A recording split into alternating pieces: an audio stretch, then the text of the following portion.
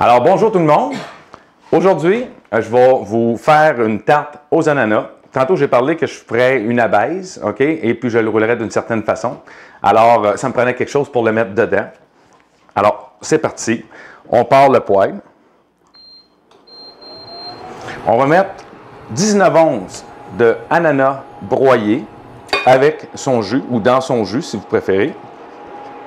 J'ai 3/4 de tasse de sucre. J'ai une cuillère à table de jus de citron. Bien sûr, j'ai enlevé les noyaux. Pas trop bon. Et puis, la fécule de maïs, 3 cuillères à table de fécule de maïs. Alors, les ingrédients sont tous mis à l'intérieur du chaudron. Et puis, là, il suffit juste, dans le fond, de brasser, OK, et d'épaissir la préparation. La mettre de côté, qu'elle refroidisse un peu. Parce que tout de suite après, je vais vous préparer une pâte. Je vais vous rouler même 2 pâtes. Une abaisse, le fond. Et puis, par la suite, celle du dessus. Et puis, ça va vous faire une très bonne tarte aux ananas. Tarte aux ananas de ma mère.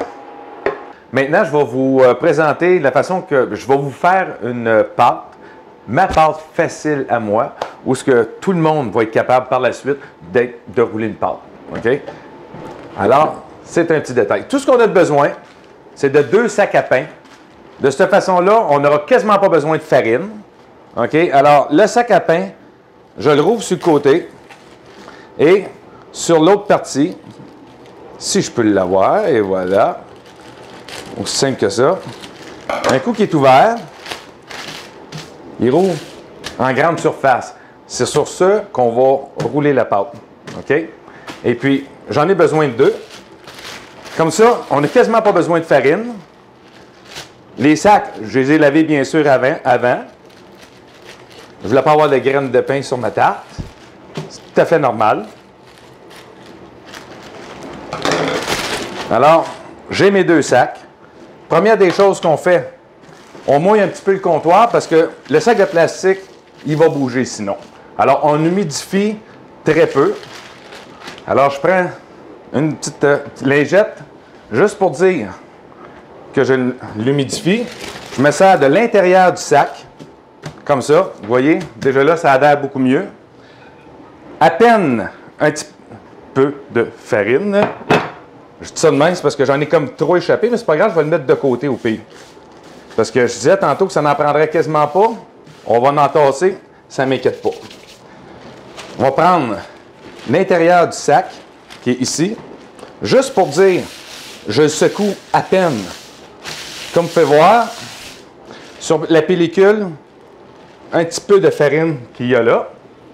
Je prends ma boule de pâte que je mets ici. Je rajoute le papier dessus. Je prends mon rouleau. Vous allez voir, assez facile.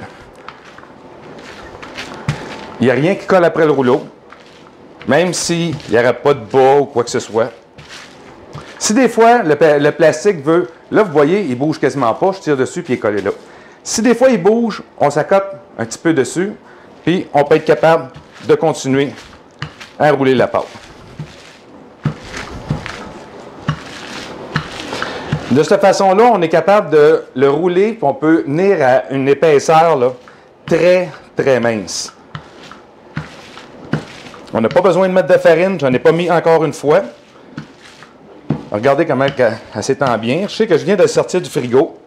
J'aurais peut-être pu la faire mettre un petit peu plus la température de la pièce, mais elle n'est vraiment pas dure à préparer.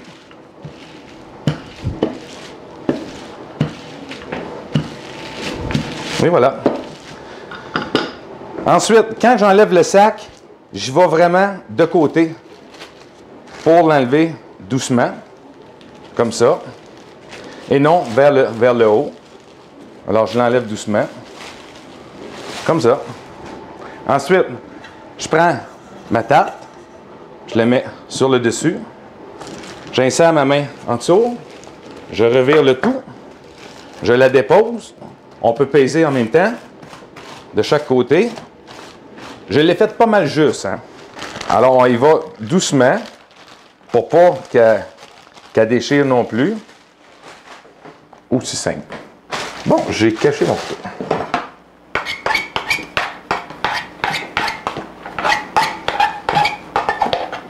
Il faut toujours donner un angle quand même de même. Sinon, comme ça, à un moment donné, pendant la cuisson, il risque de rétrécir aussi. Alors, donnez une chance, vraiment.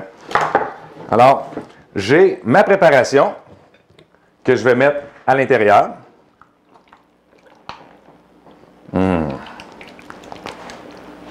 J'ai déjà hâte de la faire cuire. Par la suite, je vais préparer un autre à base pour mettre sur le dessus. Et voilà. Alors, je mets ça de côté temporairement. 2 petites secondes. Alors, j'ai tassé la tarte de côté, la tarte aux ananas. Et puis, il reste la deuxième pâte à faire pour recouvrir la tarte. Alors, ce que je vais faire, je vais utiliser encore la farine, comme je disais tantôt. Là, je vais en laisser une petite affaire de plus. À peine.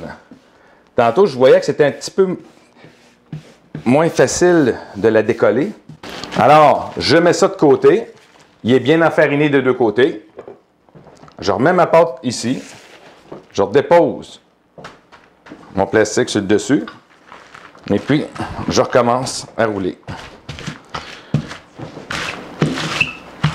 C'est vraiment pas compliqué.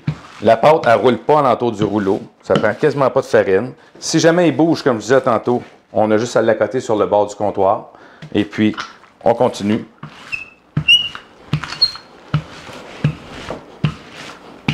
Aussi simple que ça. Alors, on enlève la première partie, doucement.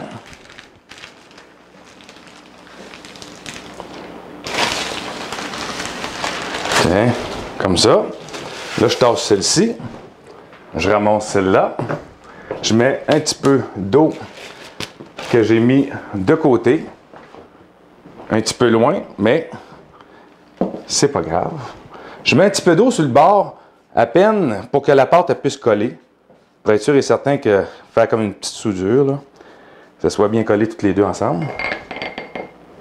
Ensuite, je prends ma pâte, je la lève, je la dépose sur le dessus. Je fais juste une petite pression, pas trop fort. Je la décolle encore doucement. Toujours le long.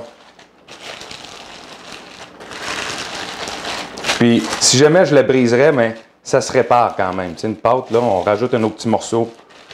Puis, aussi simple que ça. Alors, je la lève. Je cherche mon couteau. Je vais prendre celui-ci. C'était pour la pâte tantôt. Alors.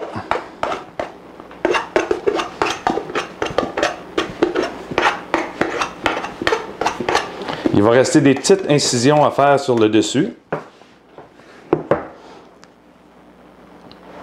Incision en V pour être capable de laisser échapper la vapeur. Fait qu'à ce moment-là, disons que le centre, on sépare de chaque côté. Un petit coin ici, un petit coin là, un petit coin là, un petit coin là. Et puis, normalement, je fais juste... Là, il ne veut pas décoller. On va l'avoir.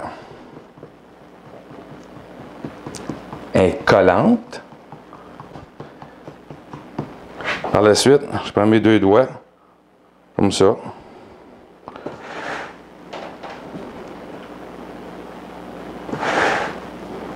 En même temps, mais ça fait coller les deux pâtes encore plus parce que je mets comme une pression. J'ai des gros doigts, fait que ceux qui ont des petits doigts, c'est encore plus joli. Et voilà. Alors, c'est une tarte à l'ananas. Et puis, on le met au four, OK, à 375 pour, dans la partie du bas complètement. Je crois que c'est 35 minutes, 40 minutes. C'est à peu près ça.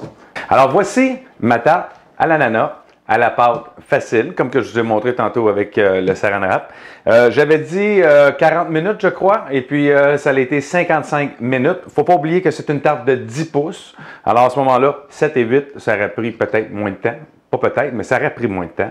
Et puis, vu que c'est une 10 pouces, il y a plus de préparation dedans. Ça prend plus de temps à chauffer. Fait qu'il faut que ça soit calculé en conséquence.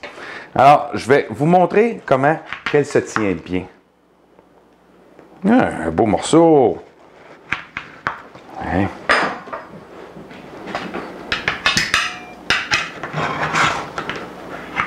Hein, regardez. Et puis, bien sûr, je l'accompagne avec une boule de crème glacée à vanille. Et voilà. Avec ça, vous ne vous trompez pas.